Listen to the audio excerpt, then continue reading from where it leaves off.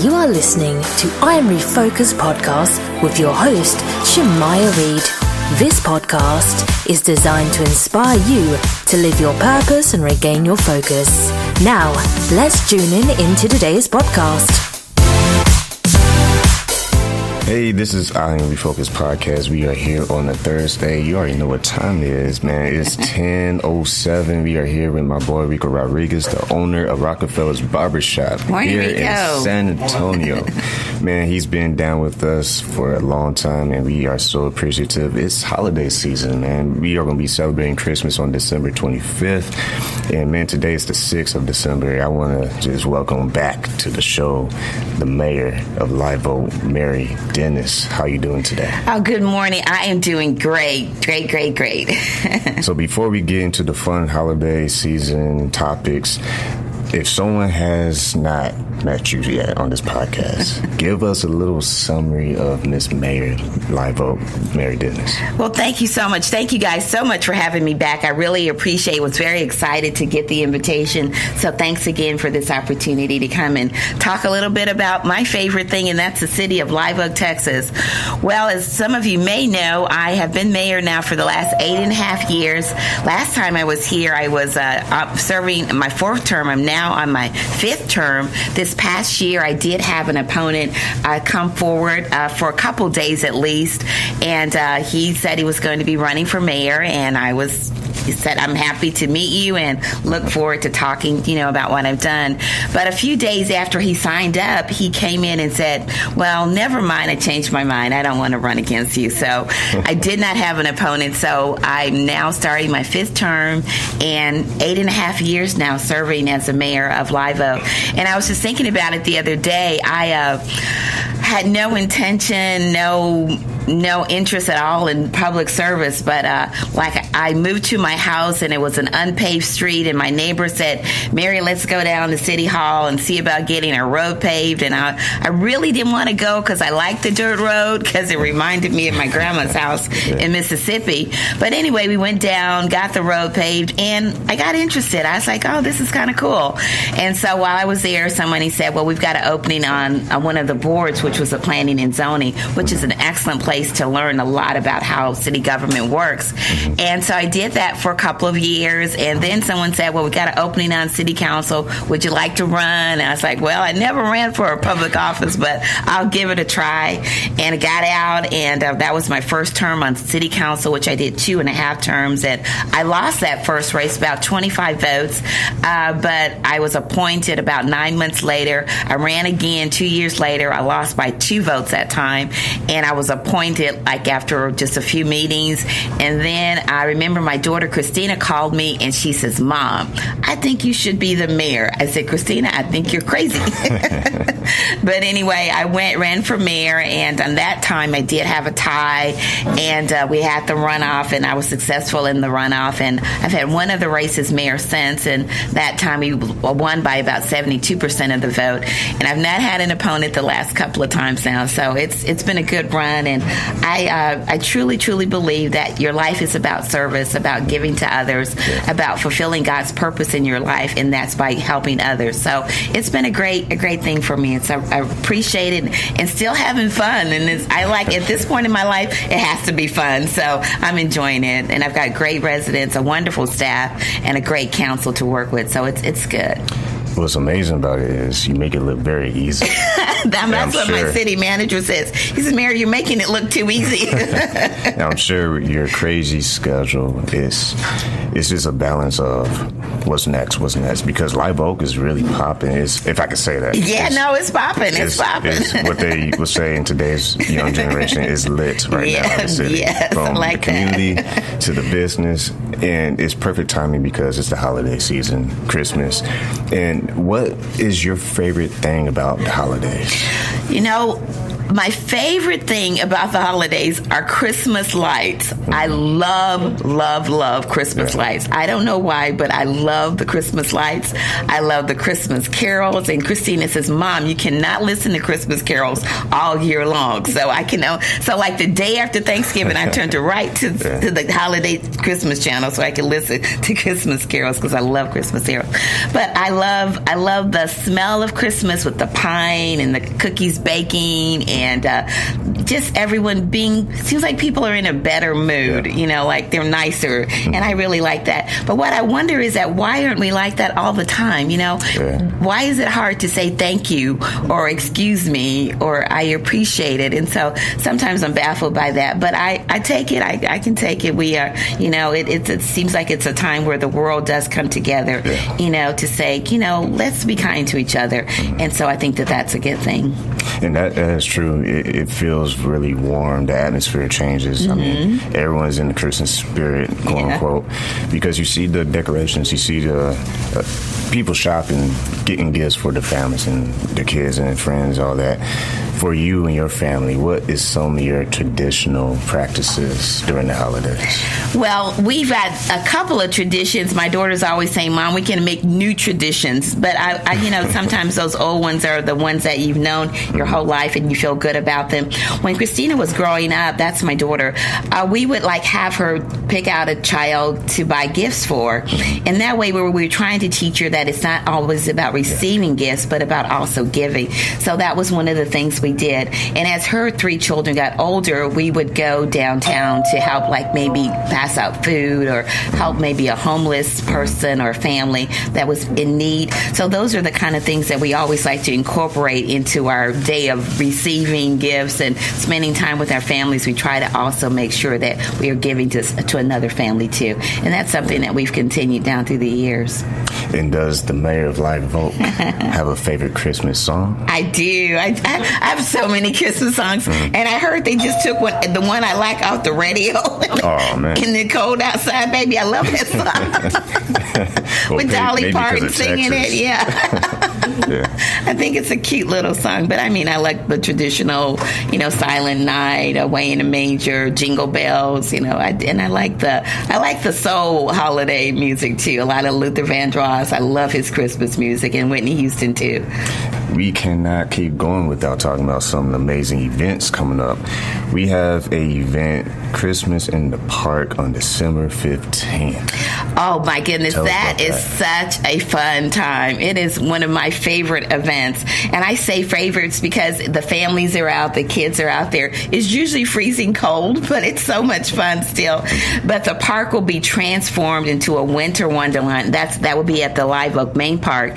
And so we welcome everyone down there. We'll have Mr. and Mrs. Santa Claus coming in, and we'll be taking pictures, photos with the kids. And so if you go to our Facebook page, you can find out the directions to get there. But it'll be a fun time. We'll be passing out hot chocolate and cookies, and the kids will be able to make some treats with, and also we'll be having a marshmallow roast that same evening.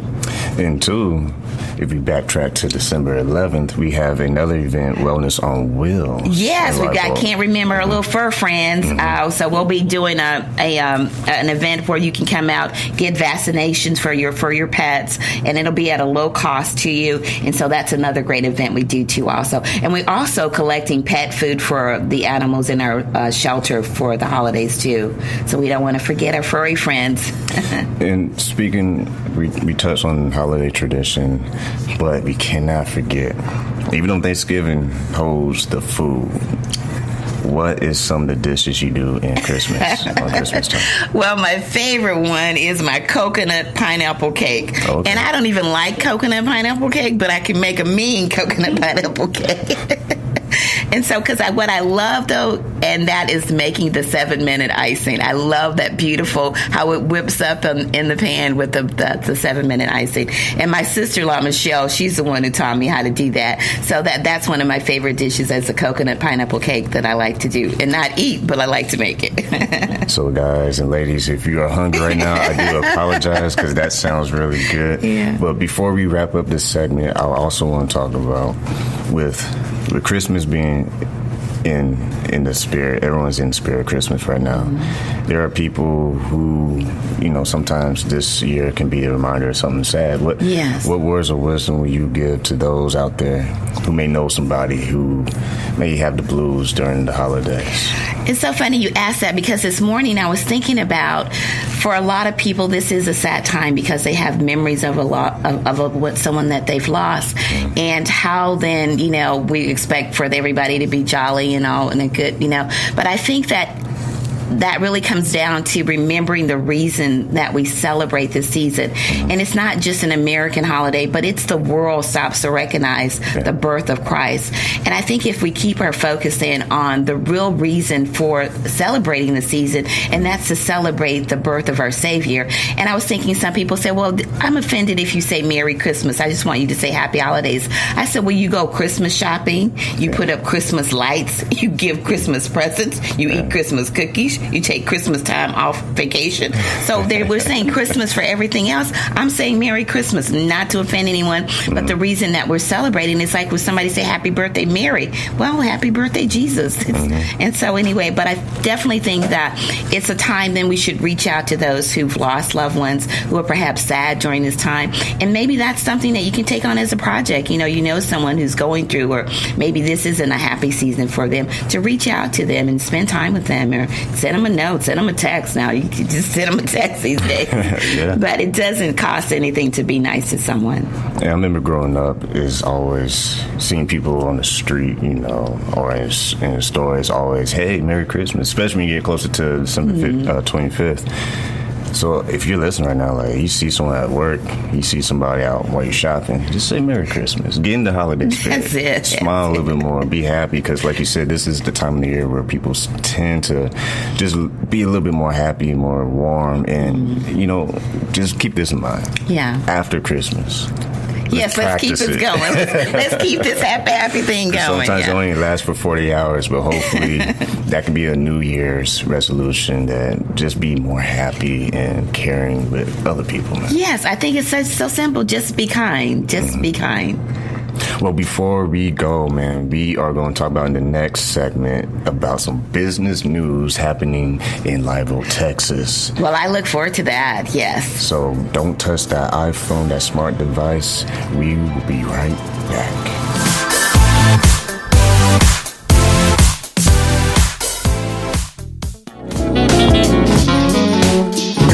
Welcome to Rockefeller's Barbershop. This is the day that the Lord has made, and I will be blessed and be glad in Him.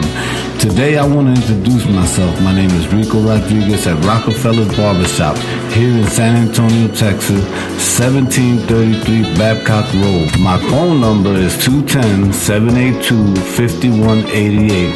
And again, we do walk-ins on Sundays. You are listening to I Am Refocused podcast on iHeartRadio. God bless you. Have a wonderful day.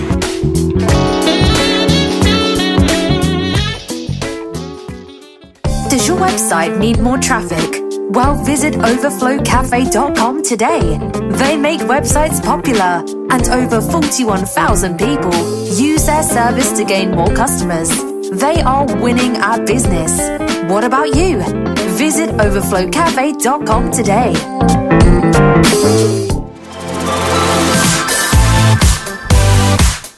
Hey, welcome back. This is I Am Refocused podcast. We are still here with the Live Oak Mayor, Miss Mary Dennis.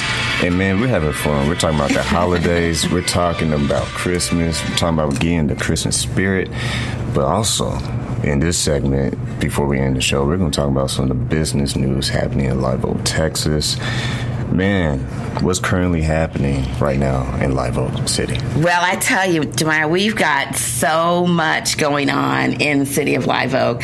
A lot of people don't know, but we're only 5.5 square miles. So we're getting no new land, so we've got to make good use of everything that we have. Mm-hmm. So what really has helped us a lot is location. We are centrally located right at I-35 and Loop 1604, two of the busiest places in this country that you could be in. So that has definitely been an advantage for us. So I'm so excited about the projects that we have going on, and I like to celebrate our businesses that are there too. And one way that we do that is by having a business luncheon every year.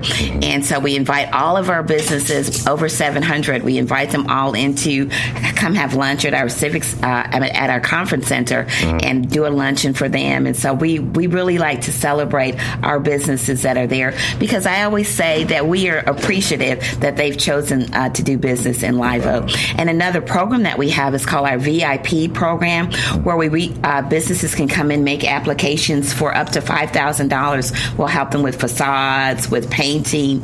And so it's open to any Live Oak business. It doesn't cost anything. I know people are like, yeah, free money. What's the catch? But there's honestly no catch.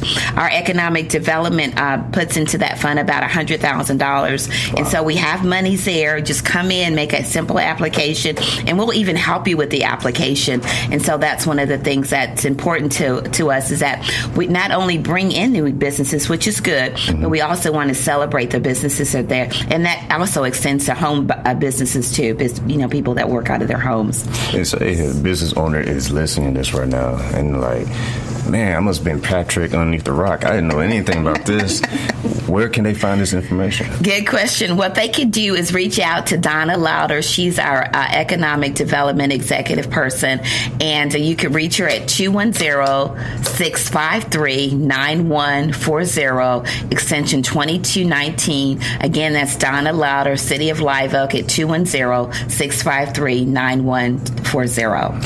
And the amazing thing about business in Live Oak, not only is it really live, it's very active. It's pretty much you have to catch up to what's going on right now, because it's just so many things happening.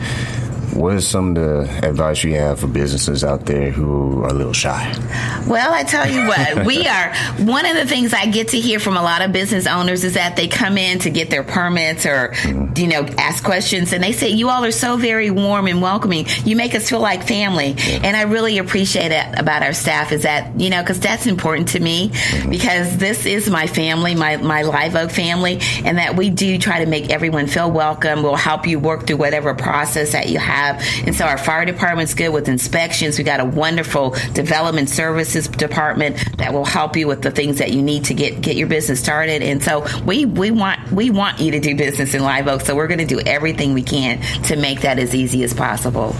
And the fun thing is you see the community come together, and you have a lot of events that happens at Live Oak Park. We mentioned the first half about the Christmas, but you have events throughout the year. We do. Our parks director, Mark Waxter, he says, Mary, we're loving our park to death. Because I'm really, really big on people being outdoors, because I feel like it's an opportunity for families and kids to be together. When people are playing and having fun, I think that's good for your psyche. And so I'm really big on events on the park. We do a movie in the park. We just did this one this past year, and we showed the movie Wonder, and we weren't really sure because it's not an animated movie, which we normally show, but the kids love it. And it was our largest crowd ever, and there were several hundred people out there for our movie in the park, and it's a free event too. And most of our events are free. And the amazing thing about the park, if you like basketball, there's a basketball court. There's baseball fields. There's a playground and a football field. Right, and don't forget our little skate area too. We've got a little area down there where kids can, do their skating. So, as far as the park goes, if you don't know about Live Oak Park, now you know, because you've been missing out if you haven't been to that place. The people that go to the park, they're like family. They go there and they're happy to see you. It's not like you go there and everyone's eyeballing you like, hey, what are you doing over here? But all jokes aside, first half we talk about being the spirit of Christmas. We talk about the family and the community. What's one thing that you appreciate the most with the Live Oak community, how they have responded to you being there? Well, I appreciate the question. Earlier I said, I had never served in any public office before. So what I did know is that if people got a chance to see my heart, to see that I was, that I work hard, and I'm appreciative of my parents for that. My dad always says, work hard. If you're going to do the job, then do it well or don't do it at all.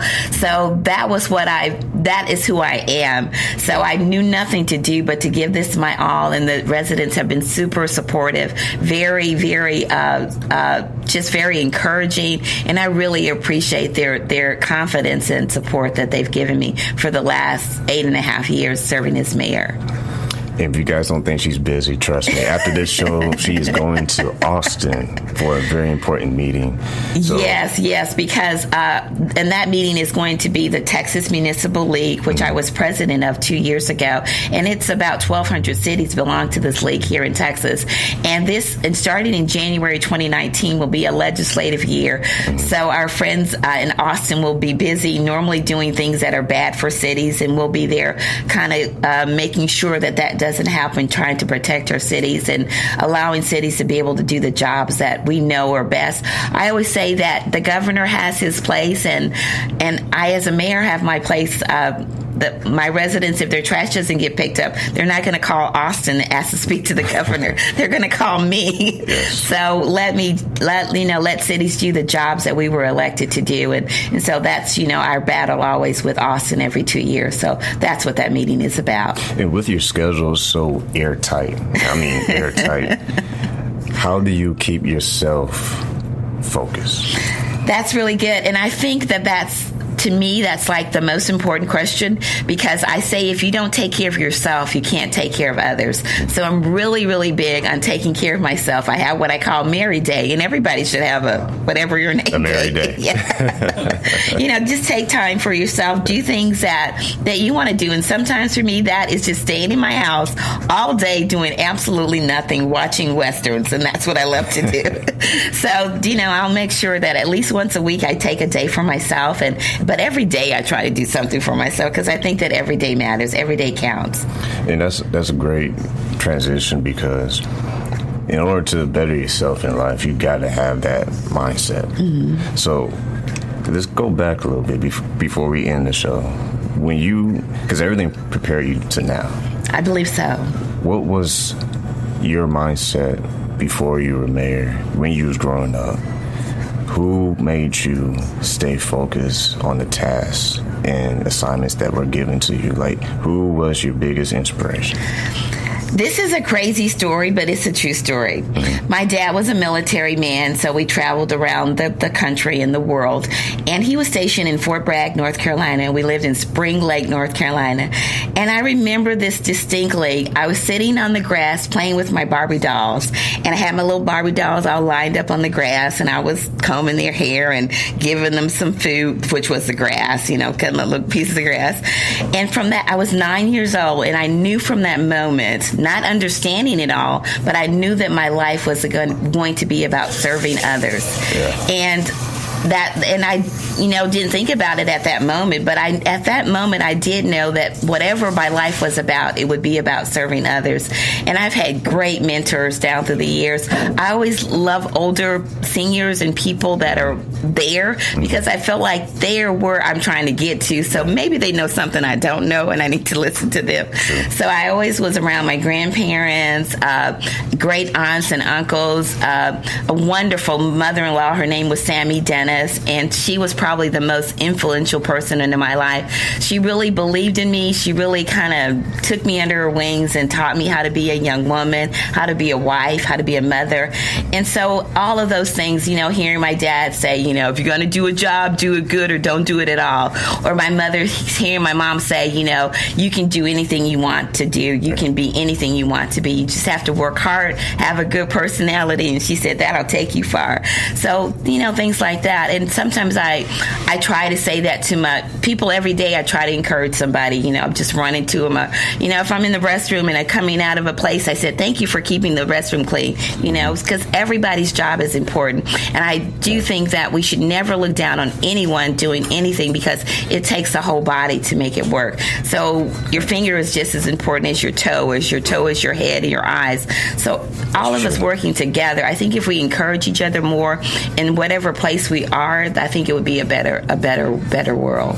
And two, young people listening to this podcast, give some words of wisdom to the young generation who's grown up fast. And to be honest, I'm a little salty because this young generation, they growing like weeds. They like 6'4", 6, like they just tall, man. It's like, what y'all eating and drinking? But in all seriousness, they're growing up fast. They have things coming up, like they're in high school. They're going to start be thinking about college or starting their own business that they don't want to go a college route. They want to be an entrepreneur. What words of wisdom will you give this generation that's ending this year and about to start a new year pretty soon, 2019? Well, since I have 3 grandkids, I definitely want to speak to that. And that's one of the things I would say is work hard, be honest, try to do what's right. And it's, you will make mistakes because that happens to us all, but don't let that define you. One mistake doesn't define who you are. Yeah. So work hard, be honest, do what, my granddaughter just started work, and I say, you get in there and you learn everything you can about that job. Be on time. Don't be late. Get there early, stay late if you have to, and just try to be the best at whatever you decide to do. You want to be an electrician, you want to be an engineer, whatever you find your purpose, do it well, do it to the best of your ability, and do it with excellence. And I think you'll go far. That's really good words right there. Before we end today, we have some more news that's coming up in Live Oak. And I just want to give you the floor and let you tell the audience what's happening, what's going on. Well, it's been a 2-year project, but it seems like it's just been 2 months. But we are so very happy to announce the grand opening of the IKEA furniture store in Live Oak, Texas, at I-35 and Loop 1604. And the grand opening date will be February the 13th, 2019. So come and celebrate your Valentine's with us. And so we're very excited about the 289,000 square foot store. We'll hire 250 people. We'll have a restaurant that seats over 200 people, those famous Swedish meatballs. And it's not just, someone was just saying to me, well, you just can't go to IKEA. You can't. It's not just going shopping. It's going to have an experience. So we invite everyone to come out to the grand opening on February the 13th, 2019.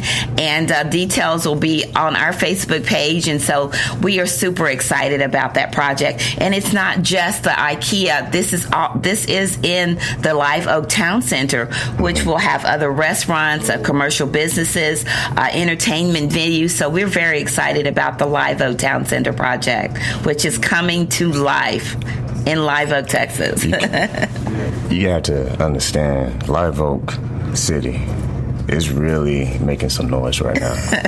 I mean, we can turn up the volume. We can see that not only are businesses doing well, but people in the community are doing well too. And that's one last thing I want to ask before we end the show. Like, what's some of the things that you have witnessed and seen that keeps a community healthy? And that's good. I think that because you want everyone to be doing well. And I say to my colleagues in the cities around us that when one city's doing well, the other cities are doing well because people have to buy houses and shirts or in Selma. And so it's lifting the whole community. And I think that that's really important, that as it's not just about it's really not about yourself at all, but it's not just about you, but it's about those around you doing well too. Because if one's not doing well, it's going to affect the other in a negative way. So if we're all doing well, then it's helping all of us to be the best that we can be, providing safe communities for our residents, having good schools. And so all of those things together are important to make a good community. Those are fitting words before we end the show, because the key thing you said was lifting up the community, and we can practice lifting up each other. Yeah. Let's carry that over into the new year and make that a daily practice, because everyone needs a good pickup sometime. So thank you so much, Miss Mayor of Live Oak, Mary Dennis, for taking time out of your busy schedule to come out to I Am Refocused podcast at Rockefeller's Barbershop. Shout out to Rico Rodriguez. You have been an inspiration to us and definitely to the city of Live Oak, Texas, and we appreciate your service. Thank you. Thank you again. And thanks a lot, Rico. Appreciate it. Thank you. So before we end this podcast, you already know this last line. It's the most famous line ever. Keep God first, stay focused, and peace.